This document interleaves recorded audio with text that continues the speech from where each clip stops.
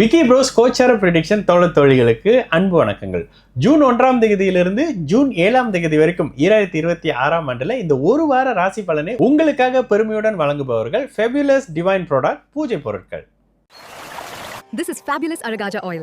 It keeps you energized, positive and spiritually connected all day. It creates a divine aura around you and brings a natural, attractive presence wherever you go.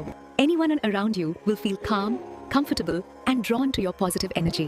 Use Fabulous Aragaja oil in diffusers, during rituals or apply it for a sacred and divine experience.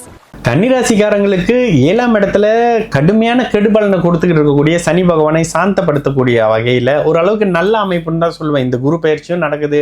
சந்திரன் உங்களுக்கு கிட்டத்தட்ட 4, 5, 6ஆம் இடத்தோட போகக்கூடிய அமைப்புகளில் முதலில் லாபம் கொஞ்சம் மறைகிற மாதிரி இருக்கும். என்னங்க இப்படி இருக்கு எஃபர்ட் போடுறேன் சரியா வரமாட்டுது அப்படின்ற நிலைகள் முதல்ல தடுமாற்றமாகி அப்புறம் சரியாகக்கூடிய காலகட்டம்.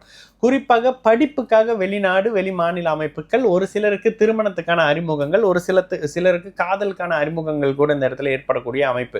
என்னதான் இருந்தாலும் குரு 11ஆம் இடத்துல இருந்து 5ஆம் இடத்தை பார்ப்பாருன்றதுனால ஒரு சிலருக்கு அதிர்ஷ்டம் கை கொடுக்கக்கூடிய அமைப்புகள்னு சொல்லி எதிர்பாராத திருப்பங்களும் தனலாபங்களும் கிடைக்க ஆரம்பிக்கக்கூடிய அமைப்புகள். 11ஆம் இடத்துல இருக்கக்கூடிய குரு 3ஆம் இடத்தை பார்ப்பாரு. முயற்சிகள் பழிக்க போகுது.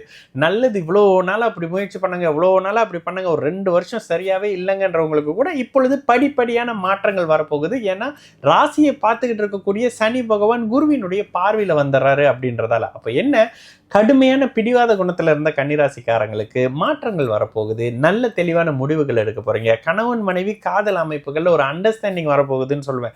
வேற என்னங்க, சரியான நிம்மதியான என்வாயர்மெண்ட் இருந்தாலே நல்லா இருந்துடலாம்ல. அந்த தன்மைகள் படிப்படியாக கிடைக்க ஆரம்பிக்கக்கூடிய காலகட்டமாகவே கன்னிராசிக்காரர்களுக்கு இருக்கும். இளைய பருவத்தினருக்கு படிப்புல கவனம் இருக்கும். அந்த சோம்பேறித்தன்மை, சோம்பல் நிலை இல்லாத தன்மை இருக்கும் கன்னிராசிக்காரங்களுக்கு.